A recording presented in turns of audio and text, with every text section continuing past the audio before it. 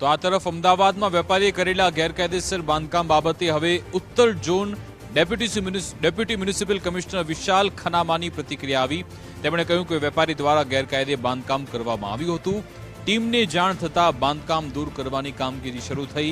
સરદારનગર ટાઉનશીપમાં આ પ્રકારના બાંધકામ દૂર કરીશું તેવું પણ ડેપ્યુટી મ્યુનિસિપલ કમિશનરે કહ્યું હતું।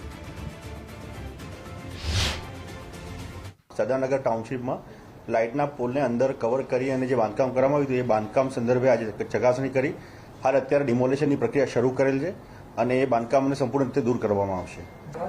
સરદારનગર ટાઉનશીપનો અંતર્ગત રોડ આવેલો છે, આ ટીપી રોડ નથી, સરદારનગર ટાઉનશીપનો રોડ છે અને આ પ્રકારના જે પણ બાંધકામને જે આવેલા છે એનો સર્વે કરી અને જે બી પોલને નડતરરૂપ હશે એ તમામ બાંધકામ દૂર કરવાની પણ કાર્યવાહી કરવામાં આવશે। આ બાંધકામ દૂર કરી અને આ પ્રકારના તમામ જે બાંધકામો જે આ રીતે વીજ પોલને કવર કરેલા છે એ તમામ દૂર કરવામાં આવશે। આ પ્રકારની કોઈ મંજૂરી લેવામાં આવી નથી, એટલે જે ગેરકાયદે બાંધકામના અંતર્ગત જ એનો અમલ કરવામાં આવે છે।